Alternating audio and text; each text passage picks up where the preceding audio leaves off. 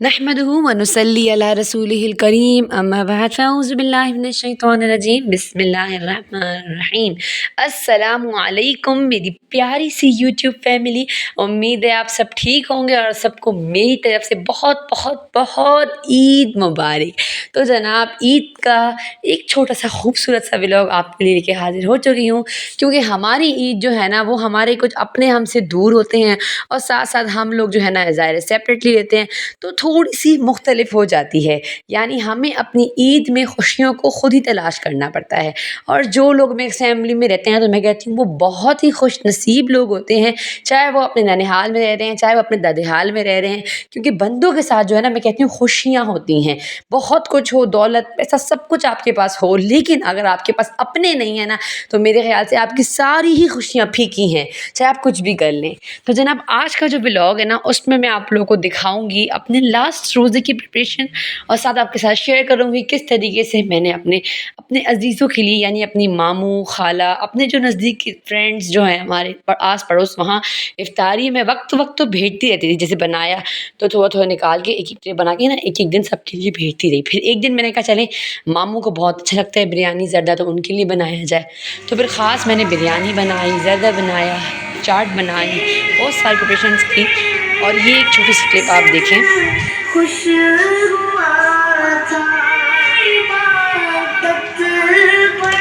क्योंकि यार लास्ट रोज़ा था और मेरा रो रो के बुरा हाल था। एक तो मुझे बस एक कहती हूँ, आपको बताती हूँ ना कि मुझे बहुत ही अरमान था कि मेरी कोई अम्मी लोग नहीं आ रहे थे और रमज़ान में इबादतें की, इतना खूबसूरत, इतना मीठा मीठा ठंडा ठंडा रमज़ान गुजरा। यहाँ तक कि रमज़ान के शुरू में गर्मियाँ थी, धूप निकली, तो हमने लॉन के सूट निकाल लिए थे। और जैसे जैसे मतलब रमज़ान बीच में पहुँचा ना, लास्ट अशरा शुरू हुआ। यार कुदरती बात है कि 21वीं रात से लेके ना 29वीं रात तक, यानी ईद तक हमारी रोज़ छोटी छोटी बारिश होती थी कोहाट में, और इतनी ठंड पड़ गई ना, मैं हंस रही थी। मैंने कहा हमने फिर बेशर्मों की तरह ठंडी गर्म कपड़े निकाले हैं और स्वेटर निकाल के पहने हैं, और इतनी सर्दी की मैं आपको बता नहीं सकती। और इतनी खूबसूरत पाँच, मैं कहती हूँ कहा गया ना कि अपनी कदर को आप 5 रातों में तलाश करें। मैं कहती हूँ 5 की 5 ही रातें इतनी खूबसूरत थी ना कि एक तो इबादत करने में मज़ा आ रहा था, घर में बैठने में मज़ा आ रहा था। लेकिन वही बात है कि जब मैं ये नात सुनती हूँ ना, अलविदा अलविदा माह रमज़ान वाली, तो मैं इतनी कोई रोई। बस एक दिल में ना वो हो रहा था, अपनी बचपन की याद आ रही थी कि जब हम ना कराची में रहते थे तो बिल्डिंगों में ये नात लग जाती थी, और ना फिर हम लोग ये सुन सुन के ना बहुत खुश होते थे और रोती, हमारी अम्मियाँ रो रही होती थी। तो अब वो वक्त हम पर आ गया था। वो मैं इतना रोई और मैंने ये नात लगाई और मैंने कहा फ़ातिमा से, अपनी बेटी से, कि अमजद साबरी की आवाज़ में लगाओ, उनकी तो आवाज़ बिल्कुल इंसान के दिल को छूती है। तो बस फिर वो सुनी। इस तरीके से इफ्तारी का जो है ना वो वक्त ख़त्म हुआ, सबके लिए भेजी। अच्छा, मैं भी जो है ना, जब मेरी एक होता है ना, देख रही थी सब जा रही थी अम्मियों के घर कि आज हमारी इफ्तारी है, तो मेरे बच्चे बड़े महसूस कर रहे थे कि मामा काश हमारी भी नानो होती, नानो का घर होता तो हम भी जाते। तो मैंने कहा कि बस चलें इस दफ़ा कुछ ईद ऐसी गुजरी कि अम्मी लोग माशाल्लाह से उम्रे पर चले गए थे लास्ट अशरे में, तो फिर वहाँ जो है ना वो लोग आए नहीं। वरना अक्सर ये होता है कि ईद पे जो है ना अब्बू सबको खींच के ले ही आते हैं मेरे घर, तो वो बहुत अच्छा माहौल बन जाता है। जब ज़ाहिर है मेरे घर में कराची से मेहमान आए होते हैं तो सब कोहाट के जो रिश्तेदार हैं ना वो सब हमारे घर ही आते हैं, तो बहुत ही मेरा घर जो है ना पुर रौनक हुआ हुआ होता है और ईद का मज़ा। लेकिन ये था कि इस दफ़ा कोई भी नहीं आया, अम्मी लोग चले गए थे उम्रा पर और मैं बिल्कुल तन्हा और मेरे बच्चे।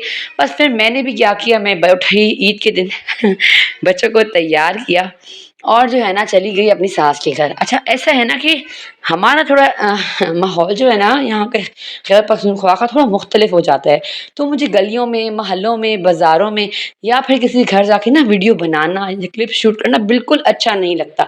तो जो मेरी व्लॉगिंग है ना वो मैंने अपने घर तक ही रखी हुई होती है, तो इसलिए ना वो आपके साथ मैं शेयर नहीं कर सकी। और ये जो आप लोग देख रहे हैं तो ये मैं मतलब ईद के लास्ट जो 2 दिन पहले का था व्लॉग वो देख रहे हैं, और उससे पहले चाँद रात के सारे नज़ारे हैं। चाँद रात में घर का ऐसा हाल मैंने खुद ही कर लिया था। माशाल्लाह घर साफ़ सुथरा ऑर्गेनाइज़ था, लेकिन एक होता है ना कि हम कहते हैं कि ईद की रीसेटिंग करें, रीसेट करें घर को, तो बस वही रीसेट रूटीन चल रही थी। और यार मैं इतनी कोई माशाल्लाह से थक गई ना रमज़ान में, इबादत भी। और अब ये वक्त था कि मैंने अपनी बेटी को बोला कि तुम मेरी थोड़ी हेल्प करा दो, और मैं जो है ना फटाफट से घर तो मैं सफाई कर लूँगी, तुम सोफ़ा के कवर्स वगैरह उतार के चेंज करा देना। तो बस मेरी बेटी जो है ना सोफ़े कवर वग़ैरह उतारे उसने, फिर हमने दोनों ने माँ-बेटियों ने मिल के चढ़ाए, फिर इसके ऊपर मैंने एक एक्स्ट्रा चादर भी डाली क्योंकि मेरी जो छोटी बेटी है ना आयत वो बेहद शरारती है और वो ना नए सोफ़े के ऊपर पैरों से भागती है।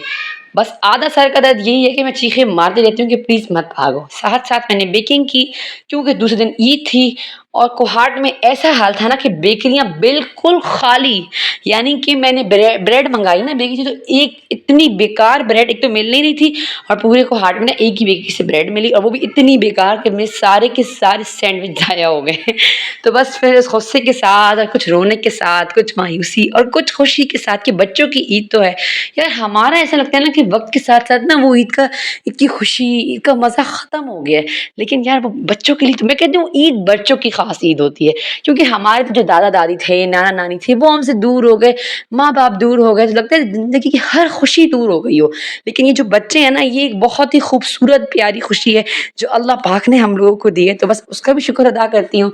और बस फिर चाँद रात से एक दिन पहले ही मैंने सारे कपड़े इस्त्री कर लिए थे बच्चों के, अपने हस्बैंड के और हैंगिंग नहीं क्योंकि हैंगिंग से भी कपड़ा इस्त्री ख़राब होती है और मेरे शौहर साहब जो है ना वो फिर दूसरे दिन फिर बैठ के उसे जोड़े को इस्त्री करके पहन रहे होते हैं, जो कि मुझे बहुत गुस्सा दिलाता है। तो इसलिए ना मैंने इनके कपड़े बेड पर बिछा दिए ताकि जो है ना इनकी इस्त्री ख़राब ना हो और बेटी की भी सबकी इस्त्री कर ली थी और मेरे अपने कपड़े जो दर्जन से सिलने में आए थे जब 1 महीना पहले वो वैसे के वैसे ही पड़े थे और मैंने निकाल के असेंबली पहन लिए और ईद की रात 2 बजे तक मैं अपनी बेटियों के चारों हाथों पर मेहंदी लगाती रही क्योंकि मेरी जो छोटी बेटी है ना वो बहुत कहते हैं ना हमारी ज़बान में इश्कड़ों है, उसको बहुत शौक है नए-नए मुझे मेहंदी लगानी है।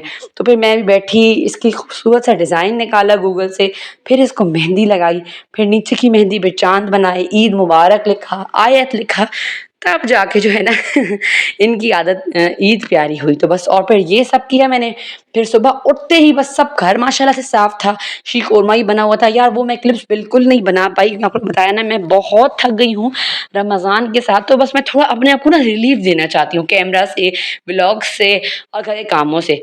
तो ये है कि घर के काम तो अब मजबूरी भी है, करने भी पड़ते हैं, दिल हो या ना हो और व्लॉग तो ये है कि चलें आप लोग भी समझ सकते हैं कि हमें भी कुछ थोड़े-से गैप की ज़रूरत होती है। तो जनाब ये था मेरा आज का खूबसूरत सा चाँद रात प्लस ईद व्लॉग। लेती हूँ आपसे इजाज़त, रखिएगा अपना ख़याल। अस्सलामु अलैकुम व रहमतुल्लाह।